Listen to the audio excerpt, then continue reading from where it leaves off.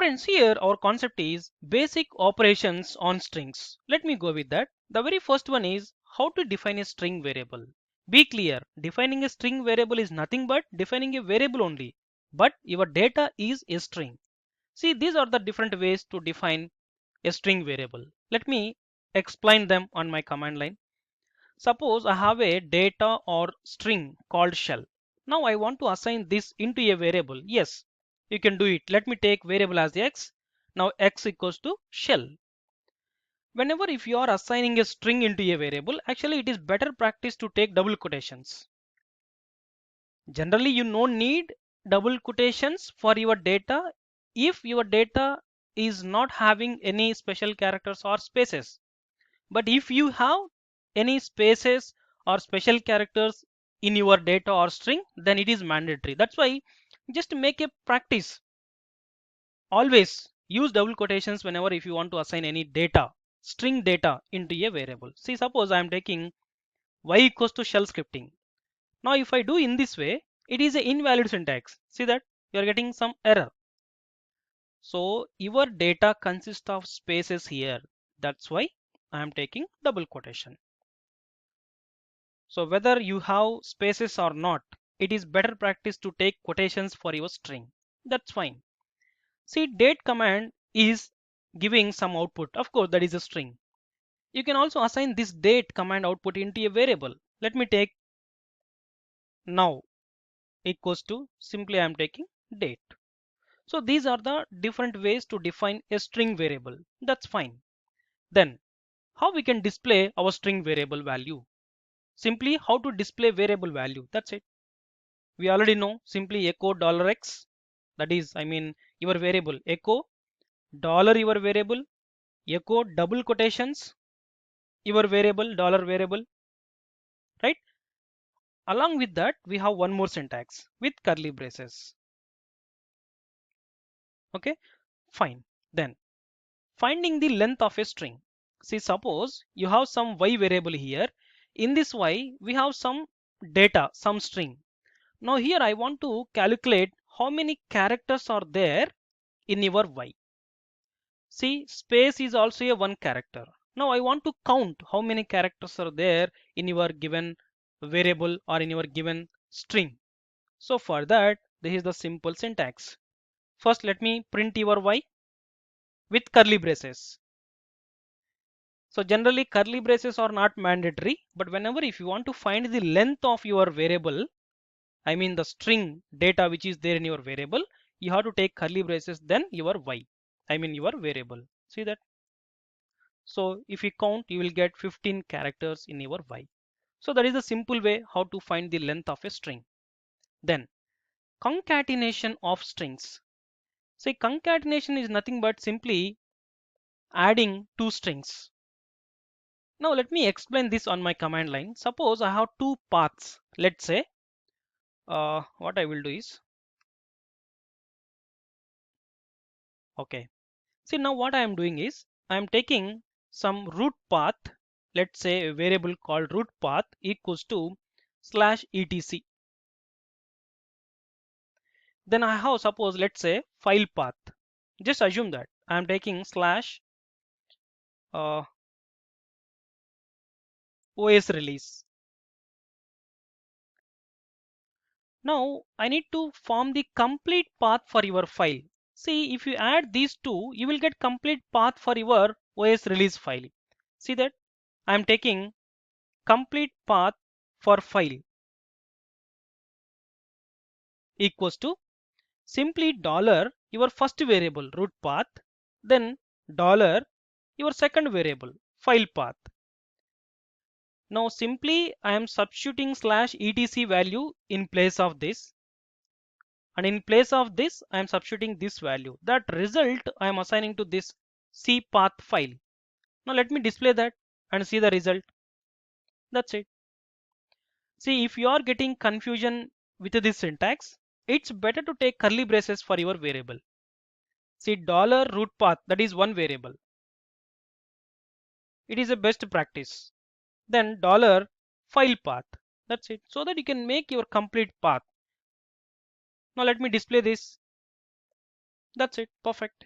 Okay, so that is the meaning of concatenation. Then convert strings into lower or uppercase. See, very simple syntaxes. Actually, in our shell scripting, we have different ways for our logic. If you know more commands, you will get more logics to get same result. Suppose here, what is our x? Let's say $x shell. Now I want to convert that into uppercase. This is one way. Let me do that. X to cap symbols. Yes, you are getting. Of course, you can use quotations as well.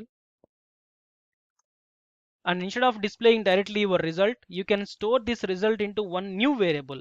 Let me show you that. Suppose I am taking uppercase x equals to, that's it. Now here no need to take your quotations whenever if you are assigning your variable to another variable. Now let me display your new variable ux. See the result. This is one way to convert your string into uppercase. Or see echo $x. We already know transfer command.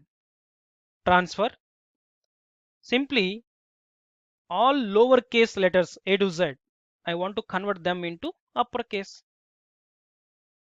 We already saw about transfer command. Now this result also we can store into a variable. So simply dollar parenthesis, close with parenthesis, then let's say new variable equals to. Now let me display this new. That's it. So we have different ways to achieve our logic in our shell scripting. So that is possible if you know more commands. Anyway, that's fine. Simply this is the way how we can convert our string into uppercase and how to store that result into a variable. We can also convert our variable value, I mean string value, into lowercase.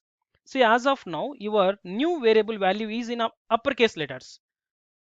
See, simply one way is using transfer command. Other way is using this syntax. Let me go with that. Suppose new in lowercase equals to dollar curly brace your variable 2 commas. Now display your new lowercase variable. That's it. Fine. Next one, replacing the part of the string using variable.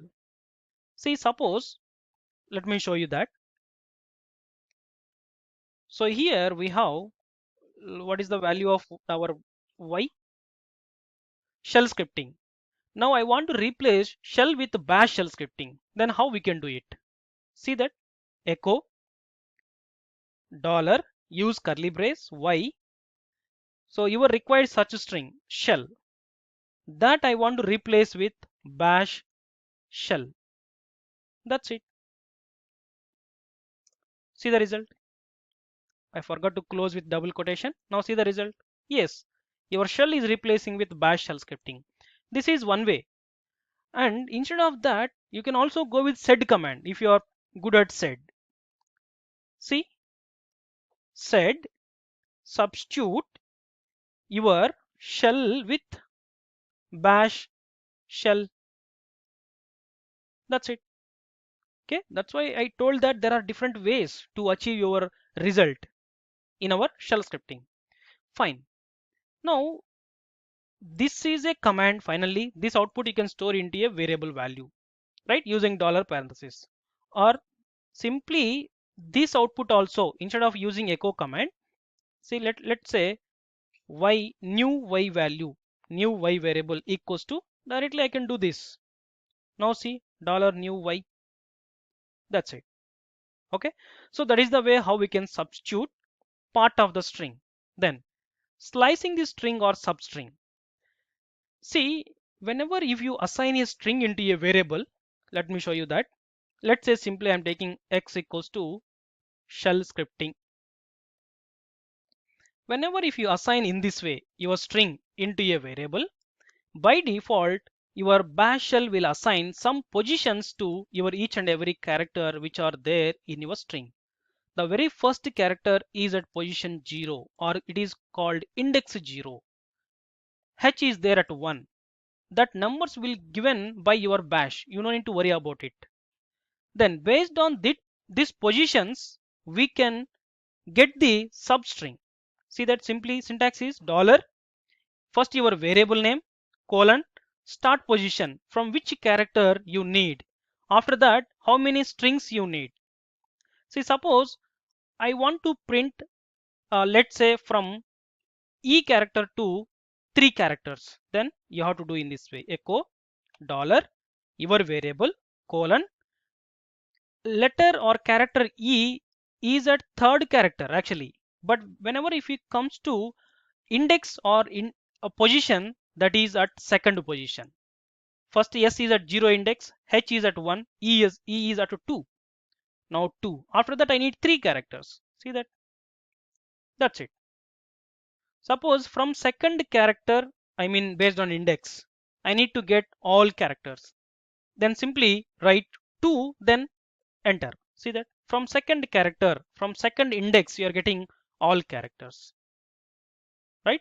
So this is the way how we can get the substring or slicing the string. Okay guys, these are very simple basic operations on your strings. Okay, thank you for watching this video.